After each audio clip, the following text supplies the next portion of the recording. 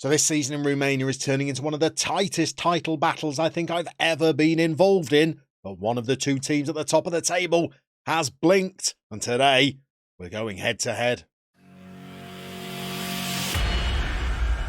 But the good news is it's not us that's blinked. It's our rivals FCSB who've just undergone not a capitulation, maybe more of a little bit of a stutter. If we reverse their fixtures, you'll see the form that they are in. They've won their most recent game, but before that they had back-to-back defeats and then a narrow 1-0 victory and a 0-0 draw against Hermannstadt. That's the second time our friends over at Hermannstadt have managed to hold FCSB this season, and we're grateful for it because it means that we've now managed to nudge ourselves just into a slight lead. We're on 68 points at the top of the table, 6 points clear of FCSB. And if we were to beat them in today's encounter, we could stretch that lead to 9 points. However, there is a little caveat. We've got 4 games to go before the league splits, and the top 6 go off into the championship group. They'll play each other another 2 times home and away,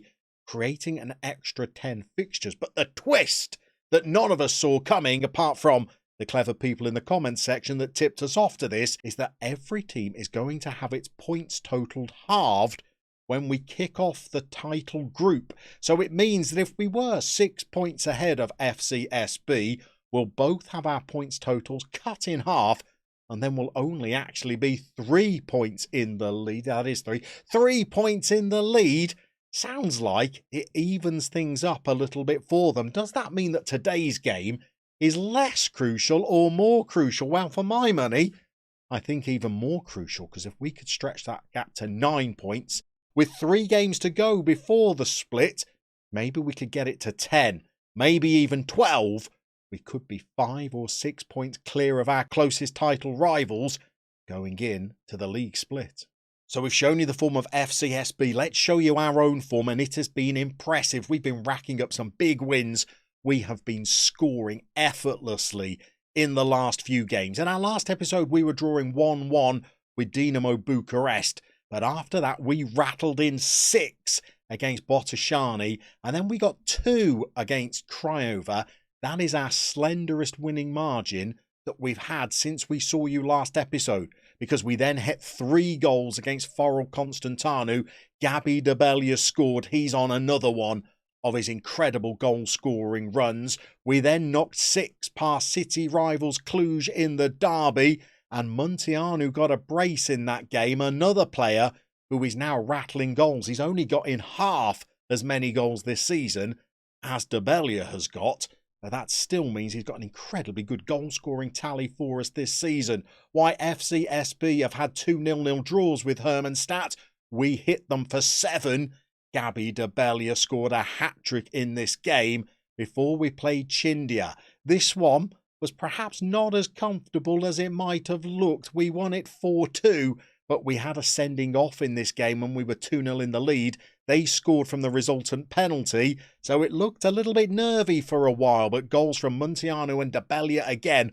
What a duo they are. Markovic is getting a little bit left out of the goals, I'm afraid. It put us into a 4-1 lead before they got another consolation late on. And then in our most recent game, that wasn't perhaps as comfortable as the 4-1 scoreline might suggest. You'll see that UTA Arad had a very good XG, and for much of this game, they were well and truly in it. We took the lead through Debelia pretty early, but then they equalised, and up until the 66th minute, we were looking like we were struggling to break them down, and they were having some good opportunities on the break, but we shunted up to an attacking mentality, and it did the trick because goals from Munteanu, and finally from Markovic meant that we ran out 4-1 winners, and now we've got that 6-point gap at the top of the table going into today's game.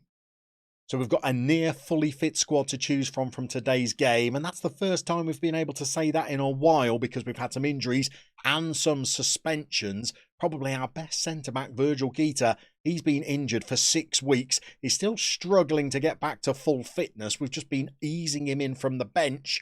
He's going to stay on the bench for us today because we're going to start with Rakovitan as one of our centre-backs. And then another player who's been out suspended recently, Dennis Chiabatario, another really vital defender for us.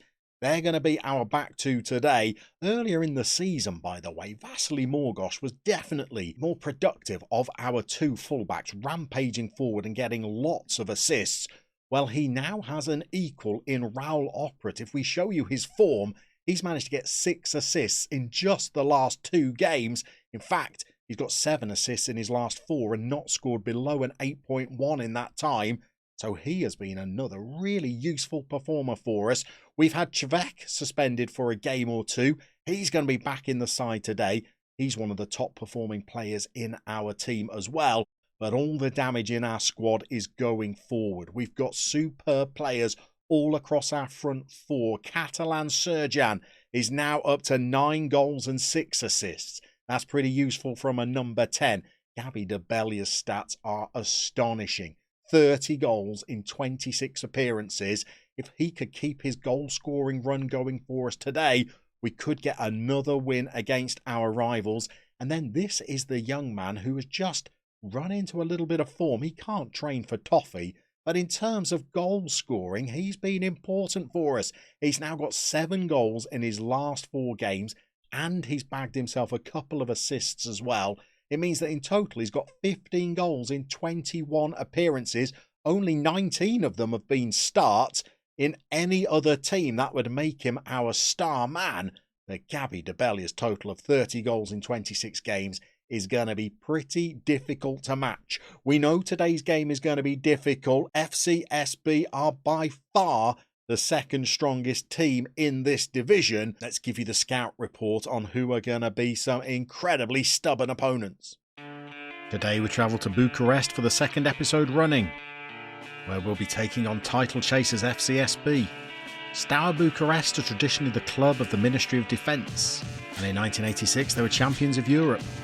In 2003, Steaua were taken over by Gigi Becali, a controversial figure in Romanian football who ran the club for years. But in 2017, his purchase of Steaua was deemed unlawful, and he was ordered to relinquish the name Steaua, instead calling his club FCSB, meaning the name Steaua was returned to the Ministry of Defence, who started a new club in the amateur leagues.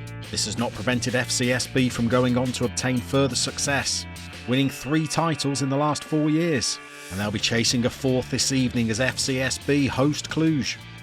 So this really is the proverbial 6-pointer. We could end this game 9 points clear of our closest challengers, or just 3. A draw will keep it at 6s. So it is a big game. We're going to have to play them twice more, by the way. As soon as the league splits, we're going to be playing all of the top 6 another couple of times. But if we could get a little bit more of a lead going into that league split, it just fills you with a little bit more confidence. We are the away team for this afternoon's game, so we're going to be in the whites. Don't get confused. We're normally in maroon shirts, but not today. We are all in white. And here is our kickoff highlight. Oprit, what a time he's had recently. We've been relying on him for width and for delivery and for assist for our goals. And he's put in another good cross now, and Serjan's picked up the ball, is giving it to Floresco, and Morgos tests their keeper pretty early. Okay, we managed to snag ourselves a corner. Cvek's going to be on it. Rakovitan glances a header across the goal. That's 2 chances in the opening couple of minutes, and we're straight into the highlights again. We've certainly shown our intent, but Chiabatario's let a header go over him. And we've relied on our keeper just to keep things level. What a start to this game. 4 minutes in, and the chances keep coming. And this one looks like it could be for us. Oprit down the left to Serjan, popping up all over the place as the playmaker. De Bellia powers a trademark header towards the goal. Unfortunately, it goes over. The game has settled down a little bit now. We're up to nearly 18 minutes. And we finally got the next highlight. Here is Markovic, very quiet compared to our other 2 strikers. Markovic, we could do with a little bit more from him, although he is the only member of the front 3 not on an attack mentality. So maybe that means that he's less likely to get into those goal-scoring positions as Morgosh gets up from fullback and strikes a post. Corner time again. We're getting close to half time. Debelia comes in. Now we've hit the bar. That looked like it was there, ready to be bundled over the line. Unfortunately, it's gone behind for what looked like a goal kick. And we've now got, just a couple of minutes to go to the half-time interval. I feel like we could be a goal ahead, in all honesty. We're not. It's tied at 0-0. I think we're going to tell the players we need even more from them in the final 45. So whenever you give the players the big build-up, they go and let you down. And Munteanu and Debelia look like they're doing that so far. However, Gabby has now just gone down in the box. He does go over easily, as people in the comments section have pointed out. Has he gone and bluffed the ref and won us another penalty, which he himself is going to take? He has. And on 51 minutes, this could be huge in the title battle. If he could just slot home this pen, which he does. He has not missed a penalty this season. I reckon he must have scored maybe 8 or even 9 of those spot kicks. He's yet to miss, and he's not even our strongest penalty taker in the team. That accolade would go to Serjan, who's not even taken one for us this season. Such has been Debelia's form. So we're on the 60-minute mark, and I think we're going to make our first change. And both of our fullbacks are just starting to look like they're a little bit fatigued. So we're going to rest Morgosh. He's got his 34th birthday coming up, so he could do with a little bit of rotation out of the team. Viral Vlad's going to come in. He's got 5 starts, and he's got 8 sub-appearances so far. And he's not let us down, so maybe just those fresh legs might give us a little bit more impetus down the right flank as we look to try and score a second goal that might just consolidate our lead in this game. We're going to pause it, and I think we're going to throw out a shout. We've got 19 minutes left, and I think we're going to demand more of them. That could be the wrong option.